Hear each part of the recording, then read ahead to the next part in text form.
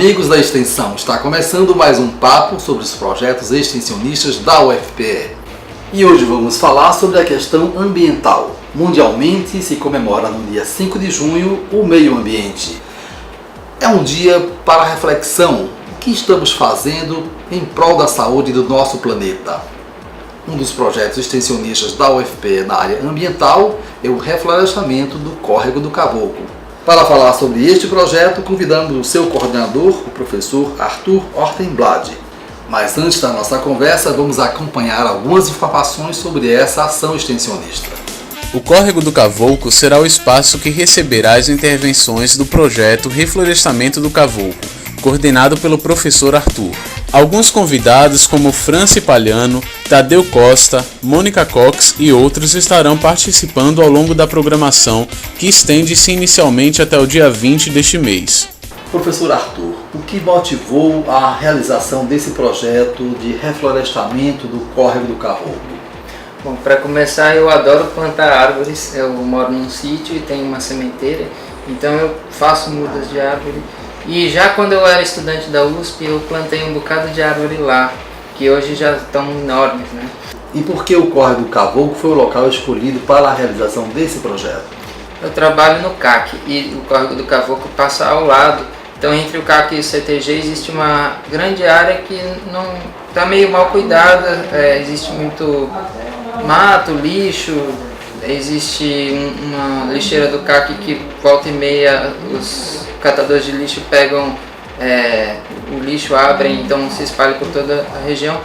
Só explicando um pouco que o CAC é o Centro de Artes e Comunicação do campus Recife da UFPE e o CTG é o Centro de Tecnologia e Geociências, né, aqui no campus da UFPE em Recife.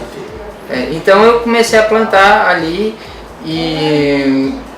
mas depois a prefeitura me convidou para plantar ali ao lado do NTI, que é o Núcleo de Tecnologia e Informação, né?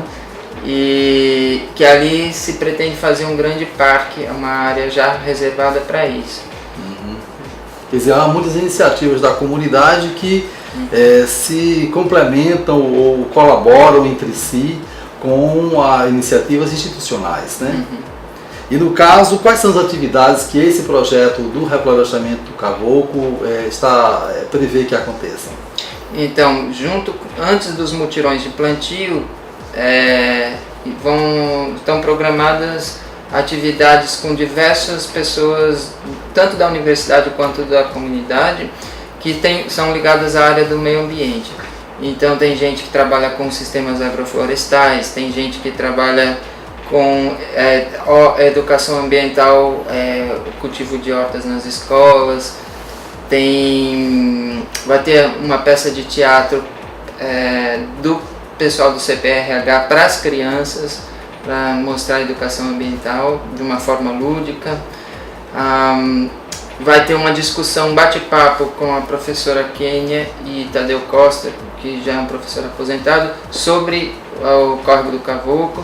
Então são diversas atividades para assim, instruir um pouquinho os leigos mesmo, não precisa ser da área do meio ambiente, mas toda a comunidade acadêmica, tanto professores quanto alunos, funcionários e também crianças das escolas do entorno, para terem um pouquinho de informações sobre as questões ambientais. E como é que as pessoas podem participar? Quem está assistindo agora, por exemplo, como é que ela pode saber mais sobre esse projeto e como que ela pode participar colaborando com esse projeto?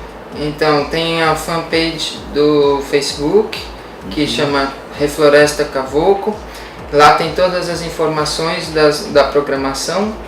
E também a gente, nos dias de plantio, vai estar distribuindo um flyer na entrada do campus para os carros que estão chegando, para as pessoas participarem. Qual é a sua expectativa, professor Arthur, em relação às pessoas que estão participando desse projeto ou que tomarem conhecimento sobre esse projeto? Qual a sua expectativa em relação à consciência ambiental dessas pessoas? Eu acho que tudo isso é um processo de construção que leva tempo, então não vai ser essas semanas de trabalho que vão fazer um grande efeito, mas eu acho que aos pouquinhos o efeito vai sendo sentido. Eu espero o ano que vem continuar o projeto, porque ainda tem muita coisa para ser feita, Eu pretendo, por exemplo, que o restaurante universitário aproveite todos os restos de alimento para fazer agora fugiu o nome. Compostagem. Isso, compostagem. Exatamente para a gente usar na terra, porque ali a terra onde a gente está plantando é uma terra de aterro, então não é boa. A gente precisa de uma terra boa e por que não aproveitar toda essa riqueza desses alimentos que estão sendo jogados fora, né? Quer dizer, não alimentos, mas o resto dos alimentos, para fazer isso. Você que além de ser um professor universitário, que não é da área ambiental, você é professor de música, né? Você é ligado ao departamento de música, mas é um ativista da questão ambiental. A sua opinião, o Brasil é um país que tem compromisso com as questões ambientais? Definitivamente não, porque é só a gente olhar nas cidades, como são as nossas cidades. São uma bagunça, as pessoas não planejam, as coisas vão acontecendo, todos os rios são poluídos. O lixo, você vai para as cidades, principalmente no sertão aqui, a primeira coisa que você vê é lixo voando. Então não existe um mínimo compromisso, porque não existe ainda a mínima cultura do meio ambiente, a consciência de que existe uma necessidade que é necessário se preocupar com essas questões, porque elas afetam. O problema é que hoje a gente está acostumado a viver no lixo, a viver no barulho, na poluição, e todo mundo acha isso normal, mas isso tem um efeito muito negativo. Só que é necessário que a gente comece a valorizar os benefícios que podem ser trazidos com a preservação do meio ambiente. E meio ambiente não é aquela floresta que está lá longe, o meio ambiente é o ambiente que a gente vive. Então, desde a limpeza de um local onde você trabalha, onde você vive, até sim as grandes florestas, né? Porque o que acontece é que a gente não vai ter água limpa, não vai ter comida no futuro se a gente continuar agindo dessa forma.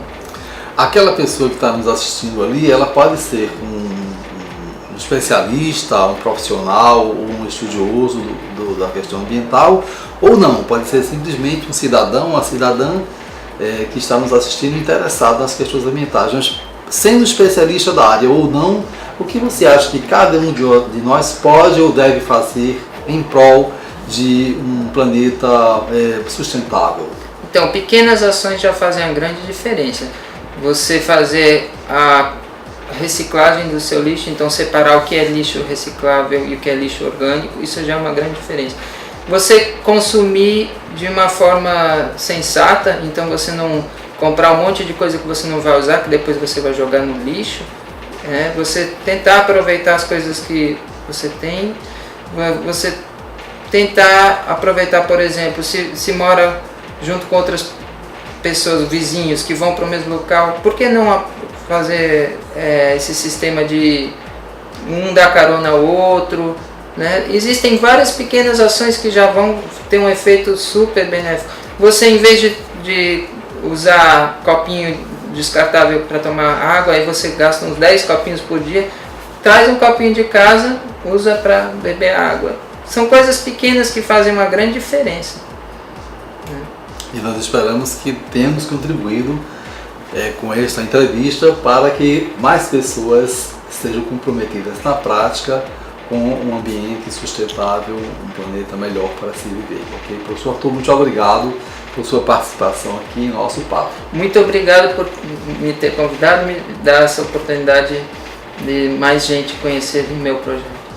Ok, então você que deseja concorrer a ingressos para o Teatro Joaquim Cardoso, você entra no nosso site, acessa o nosso site, o nosso blog, e no caso do blog você se torna membro e concorre a sorteios do Teatro Joaquim Cardoso.